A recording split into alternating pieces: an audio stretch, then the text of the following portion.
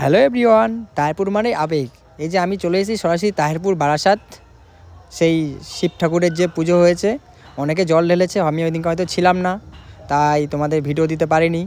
আশা করি অনেক ভিড় হয়েছে এখানে, অনেকে জল ঢেলে গেছে বাবার মাথায়। আর এটা হচ্ছে সেই জাগ্রত কালী মন্দির, তার পাশেই হচ্ছে শিব ঠাকুরের মন্দিরটা। ঠিক আছে, এটা খুব জাগ্রত মায়ের একটা মন্দির বলতে পারো। আমাদের ছোটোবেলার থেকে যখন থেকে আসি শুনেছি তাহিরপুর বারাসাত কালী মন্দিরটা খুব জাগ্রত।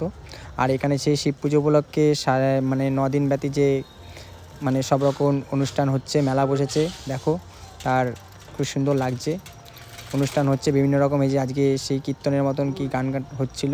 আর এটা হচ্ছে ক্লাব, ছোট ছোট খেলা ছাড়া হয় এই ক্লাব থেকে খুব সুন্দর করে। আর এই যে দেখো অনেকে বসে শুনছে। আর সব রকম দোকান এসছে, মোটামুটি ঘুগনি থেকে ফুচকা, মোমো, সব রকম জিনিস পেয়ে যাবে।